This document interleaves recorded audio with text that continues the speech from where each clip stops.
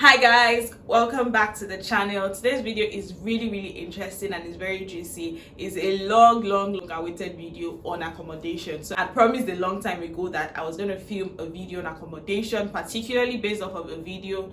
I think the title was things I wish I had known or something along that line. I'll put it up here somewhere, and then I'm also going to link it in the description for you to check it out. I think 7 truths they never told me about coming to the United Kingdom, and I'd mentioned accommodation, and a lot of people had raised questions of accommodation. What are the options available for accommodation for international students? And so that is the rationale behind this video. So please stay tuned. In this video, I'm going to be taking you on a tour around 3 major kinds of accommodation that are available for international students in the United Kingdom. Currently, I'm a student at the University of Glasgow, and so the videos or the tours are going to be places that are located in Glasgow and in Scotland and in the United Kingdom. So if you're interested in coming to the UK, or you're interested in coming to Scotland, or interested in coming to Glasgow, these are accommodation facilities that are available for individuals.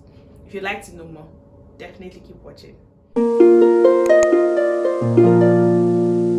Jump into today's video, have you subscribed to this channel? Why haven't you subscribed to this channel yet? Why have you not subscribed to this channel yet? I'm going to give you free information and you're still not going to subscribe. That's not fair. So the least you can do is hit that subscription button. On this channel, I film about my faith, film about my experience here in Glasgow. I also film about international student support content. If that's something that sounds like what you want to know more of, hit that subscription button, hit the notification bell so you're notified every time a new video drops, and I will see you in the next. First kind of accommodation is a private student accommodation, and I currently reside in a private student accommodation, and I'm going to be taking you on a quick tour around the private student accommodation. There are a good number of private student housing providers. The popular ones include Student Roost, Unite Students, and Uniaco. Booking early helps you get best prices. My house rent currently ranges from £120 to £135 weekly. The process is pretty seamless and majorly involves you booking your choice housing on their websites while rooms are still available. It may also involve you making a refundable deposit payment to secure your space, and then you can book a space even before you arrive in UK. If you're confused on making a decision, I just suggest checking out reviews on Student Crowd to filter your choices. My room is en suite, which means it has its own bathroom. It's quite spacious and comes with a double-door wardrobe. It's also got lots of cabinet and drawer spaces. It's all bills inclusive, so I don't have to worry about extra costs on Wi-Fi, gas, or electricity. It also has a great view, but it's majorly because I stay on the 5th floor. The eating is also included in the rent, so I don't have to pay separately for it. It's got its own table and chair that helps me with reading and studying.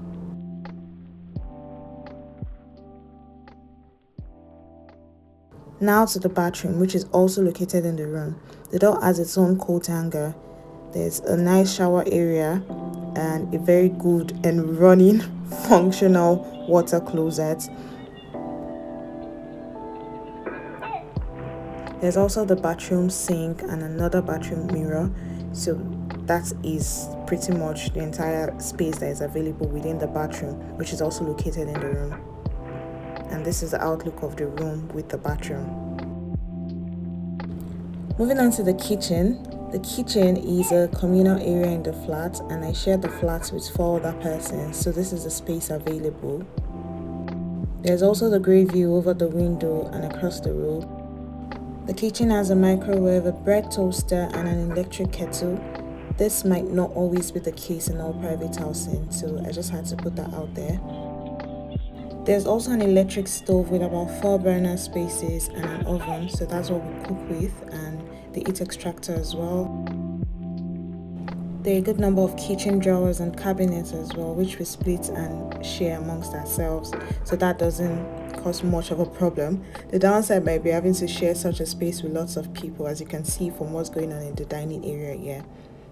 The kitchen also has its own sofa and additional chairs for comfort and a fire blanket in case of an emergency. We sadly have only one fridge and have to allocate each drawer space to 1 person per flat. The door becomes the common area. and the same thing is equally applicable for the freezer as well.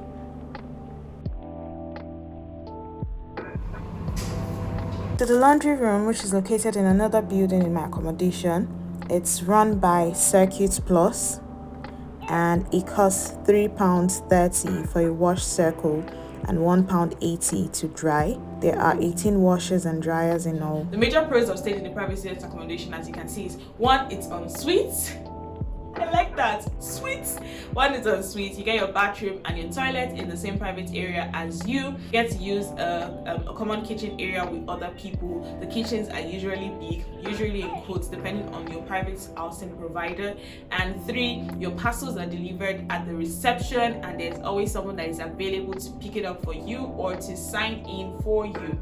4, you also get to have access to other facilities depending on where your house is located. So for me, my house is located close to the city center, and I have access to the city center. Cons of staying in a student's accommodation: 1, you get to share a kitchen space with multiple people. Even though you're not sharing a bathroom or a private area, you're sharing a kitchen space. So sometimes not everybody would be as neat as my flatmates are. Not everybody would be as accommodating as my flatmates are. So you get to share a kitchen space, and that could be a little bit problematic. 2, the fact that sometimes your private housing provider may not be located close to the university. So for me, because I do not stay close to the university, I stay at the city center. I always have to take an additional transportation means to school. Either I go with the subway or I go via the bus. But thankfully, my house is located just about 12 minutes from the subway station, and it's located just about 5 minutes from the bus station. So that makes it a little bit easier. And some people decide to walk to school, so that could be you as well. So that's another con of staying in a private student accommodation. And I think another major con is the fact that you cannot stay if you have family, so they can't stay with you in an ensuite room in a private student accommodation. So you would either have to go for a studio apartment, or you have to go for a larger form of accommodation, or you'd have to go for a larger form of facility provided by the private student accommodation, and sometimes that could be expensive. Now we go to the next kind of accommodation, which is student halls or university provided accommodation. The Maclay's residence is mainly for postgrad students. University halls are somewhat different. They are en-suite rooms, older buildings, and newly renovated rooms. There's a large reception area with free-to-use computer. There's also a small library that is available for the residents and ready access to University of Glasgow printing facilities. Come in. So this is the hallway. Welcome to the kitchen space. Because there's a table and like a lounge chair. Fridge. Oh, yeah. You have 2 fridges. Yeah, that's really nice. Oh, this is the room.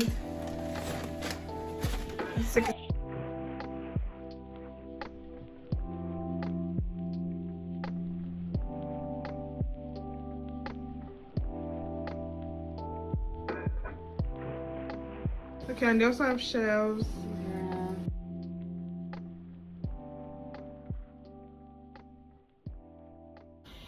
Do you want me to show you? Oh, this is nice. Oh, yeah. So this is the kitchen than our own. Oh,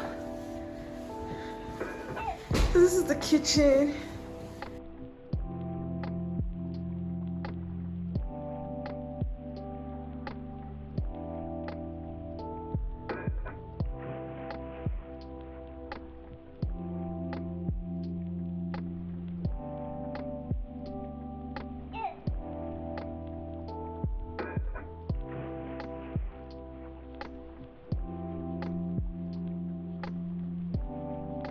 Hi, this is so nice. Wow, and it's very different from the other one. When did you book? It was in the month of April, the day they opened up the website for the university accommodation. Oh, that's nice. Is it en suite? It is. Oh, nice. So it's fully en suite. Like for My wardrobe. Okay, so she has. They have more. Yeah, so I have wardrobe space. Wardrobe space. And they are mirrored. So this is the laundry room. Also use Circuits Plus. But there's a huge difference of 260, 140. This is. Hi. So this is the room space. Hi. Okay. So this is the kitchen. How many are you? 5 of us. 5. So this is the kitchen, and there's a nice view as well. Up a garden. So this is the toilet. Just one toilet. Just one. Yes. Yeah, this one and that one. That's the one. Just switch off. After use. So this is the bathroom, and all 5 of them share this.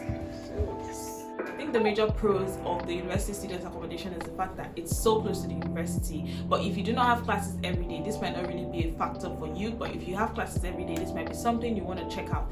Another pro of the university is the fact that you have additional facilities available. While not every private housing accommodation will provide additional facilities like the gym, students provided accommodation by the university is a little bit different, and then you have access to the gym at discounted prices, or you have access to other facilities at largely discounted prices or no price whatsoever.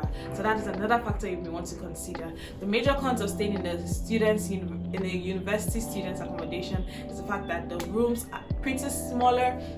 2, it might be more expensive to get an ensuite accommodation. So while an ensuite accommodation is readily available in a private students housing, in a university student accommodation, it might not be readily available to get an ensuite accommodation at a cheaper price. So you can get an ensuite accommodation at the university, but sometimes it's quite expensive or more expensive than a private student housing. And the third point is the fact that, you know, with family, you still can't stay in a student hall. You have to go for a larger space, a more expensive place, which is sort of more problematic. Another kind of staying in the student hall is also the fact that you get to share more common areas with your flatmates. So you're sharing a bathroom, a private area, you're also sharing a kitchen space with your flatmates. And sometimes there are about 5 to 6 persons in the same flat, and that could be a wee bit problematic. So these are also things you may want to consider. Finally, the third kind of housing is private housing, or as I like to call it, regular housing. So we talked about private student accommodation, university student accommodation, and the third point is private housing. So these are houses that you can rent from people. And let's go on a tour around this. Hi. I like your Crocs. Thank you. Okay. Is the living room. My cut. Kitchen is so big. Yeah. And you have all these drawers to yourself.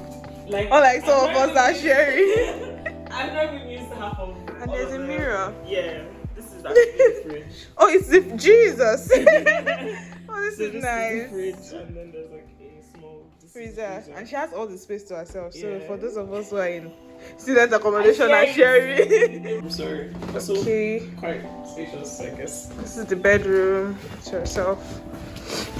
Bedroom. It's just the bath. There's And just the... Let's Where do you do your laundry?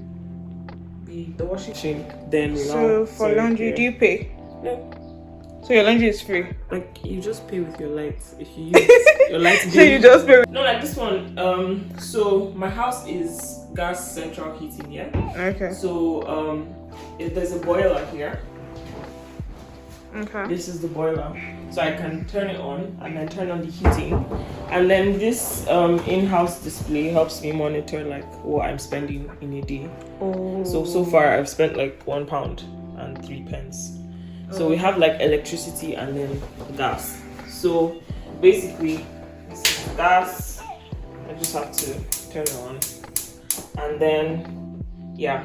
So my bill comes in like 2 folds. I have the electricity, and then I have that. As you can see from the tour and as you can see from the pros and cons, this is more suitable for people who are coming in families or people who are coming with families, people who are looking out for other reasons apart from the reasons that I've highlighted, which may constitute the pros and cons of why you are living in a student's accommodation with the university or in a private housing provider. So if you're looking at any other reason why you're looking out for accommodation, the private housing is your best bet. So you get to, have your own space, have your own kitchen area, have your own bathroom area, have your own accommodation whatsoever. And the good thing about this sort of housing is there are also housing where it's not just you who is living there, you get to share the accommodation. So this is also another kind of accommodation, but it's also a private housing. So this time around you're living in a 2-bedroom apartment with somebody else who is your housemate, but this time around it's just the two of you who are sharing the kitchen space or who are sharing the bathroom area. So it's still similar to private housing. The major advantages are you get your own private space. It's more suitable for people who are coming with dependents basically, and then it's also more suitable, more affordable for people who are coming with dependents and seeking out places to live. The cons, like the person rightly mentioned, include might not be easy to get, the fact that it might also be quite a distance from the university, so which increases your cost of transportation. But if you do not have classes every day, this might not be something that you have to really consider or really bother. And yes, so with this we have come to the end of today's video. Did you find this video useful whatsoever? Let me know in the comment section. Also hit the subscription button if you haven't subscribed. I just took you around different apartments in Glasgow. That's a list you can do. So let me know what your thoughts are. What accommodation would you like to stay? Are you planning on coming to the University of Glasgow? What are the issues or concerns that you may have? Let me know all of this in the comments section down below. Bye for now.